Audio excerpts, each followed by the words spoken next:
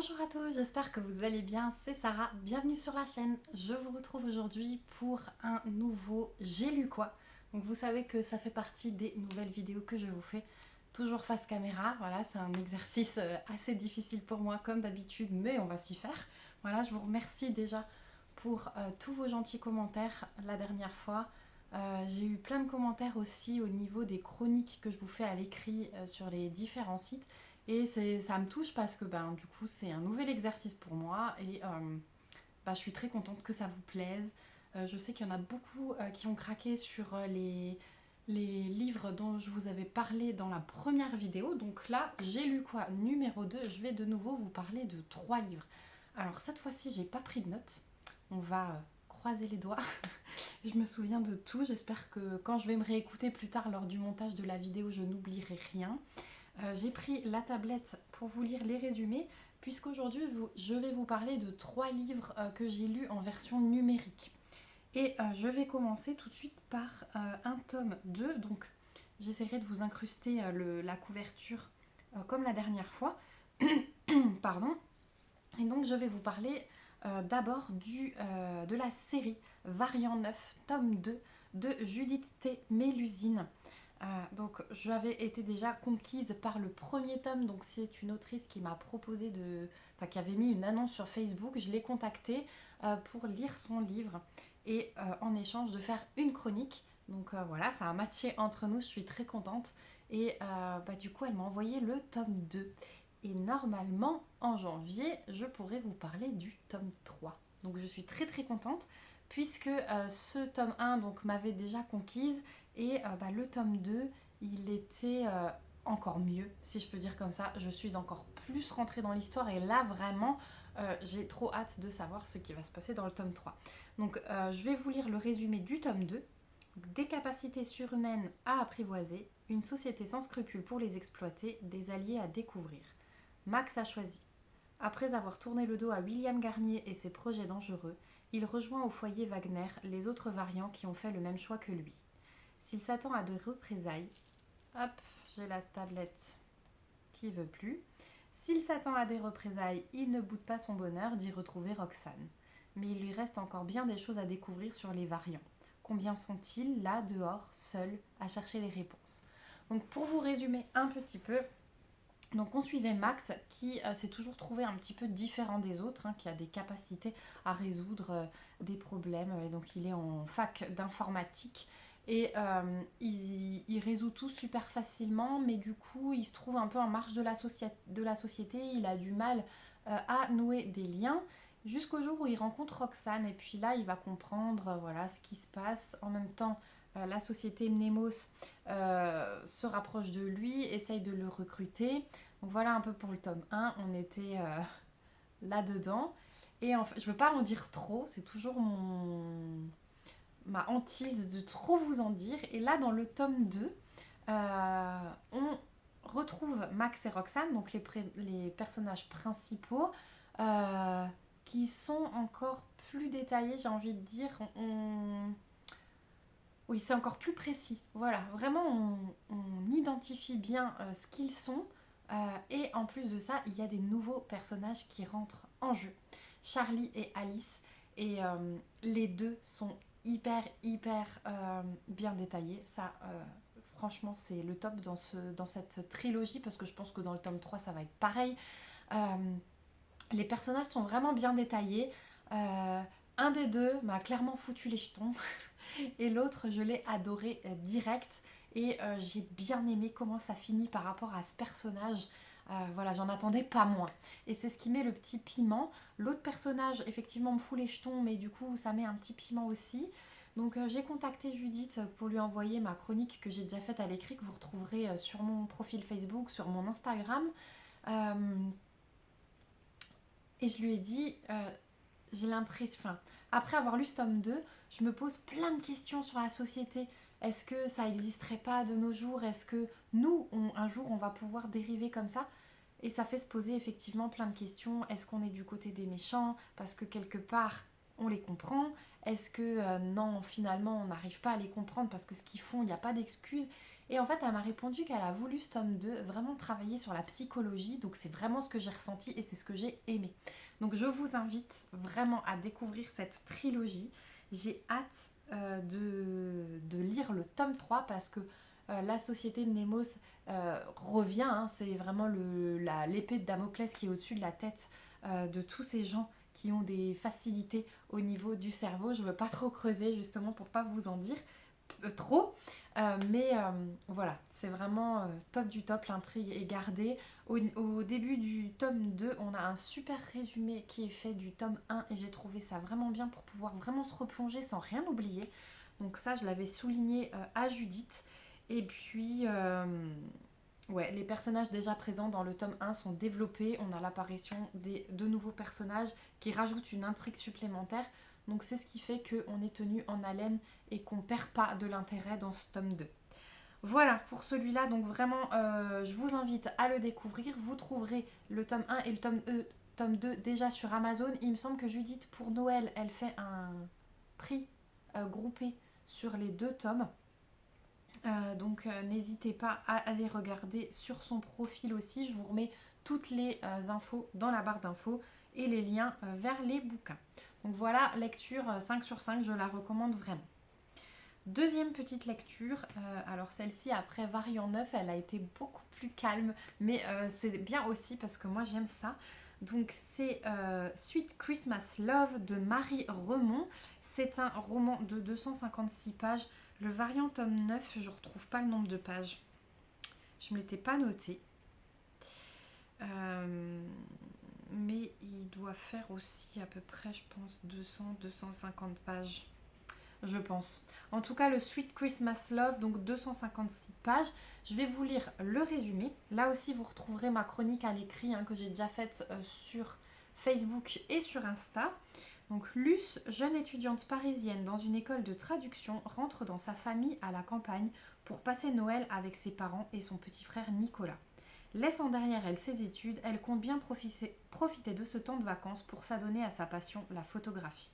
Dans le train qui la conduit chez elle, elle croise le regard d'un jeune homme de son âge qui descend au même arrêt qu'elle. Plus tard, elle apprend que son père, agent immobilier, a vendu une maison dans leur petit village.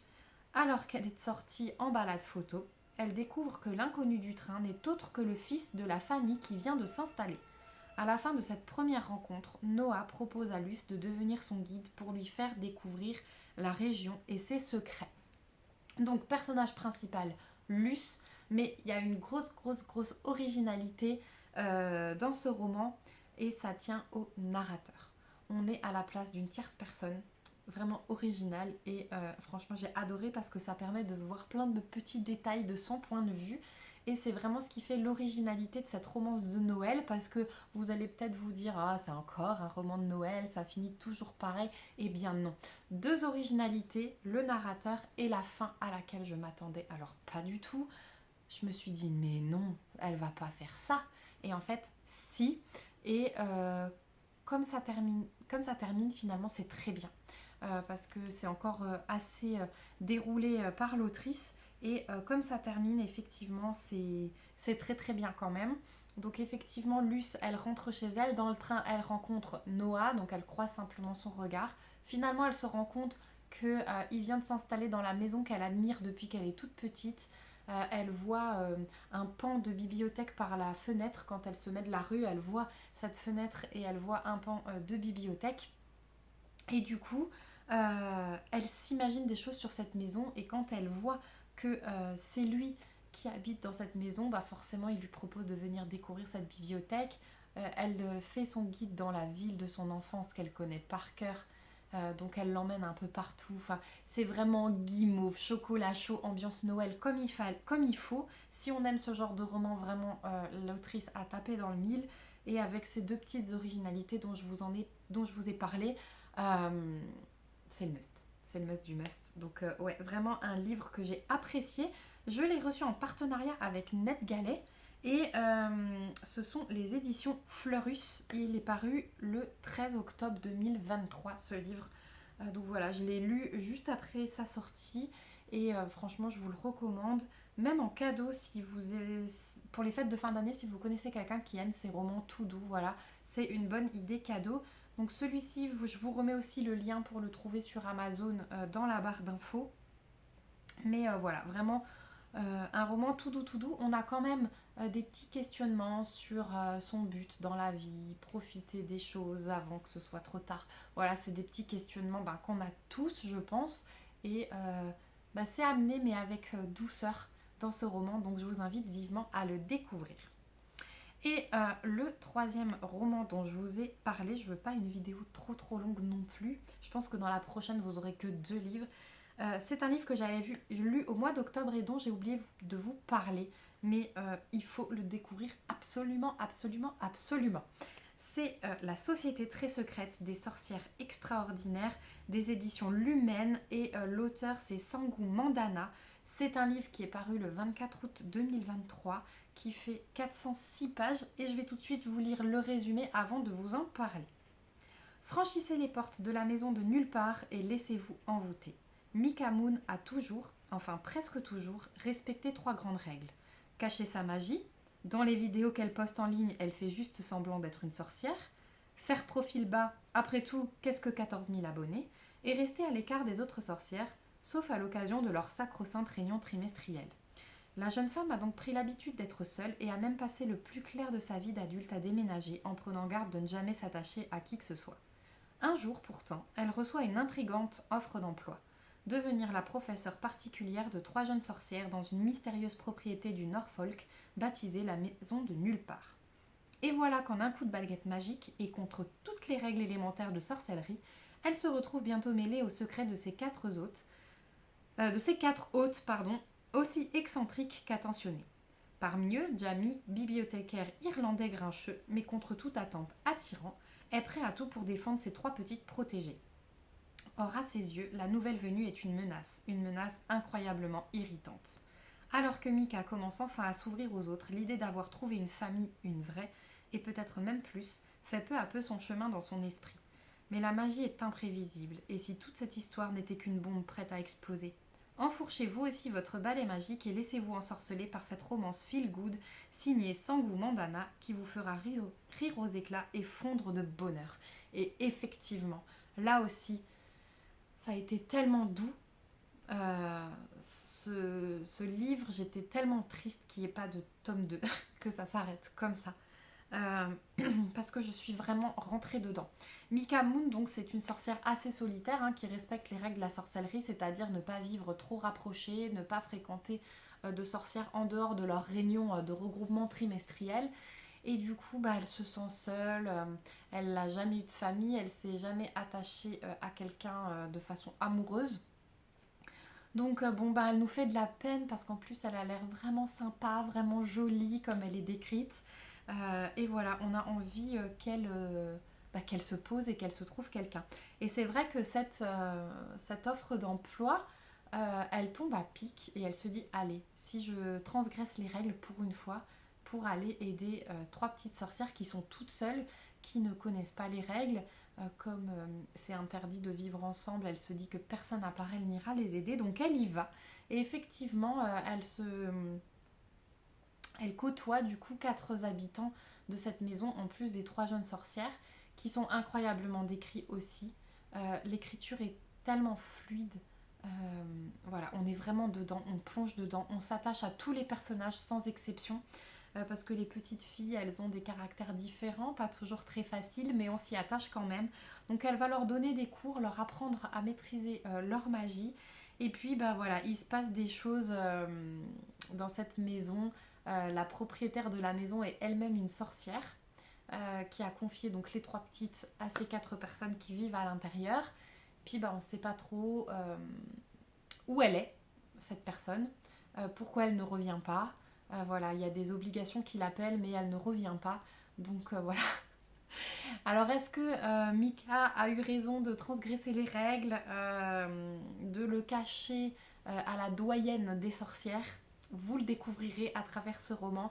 N'attendez pas Halloween pour le lire, parce que même si ça parle de sorcières, on n'est pas obligé d'être dans l'ambiance Halloween, vraiment pas.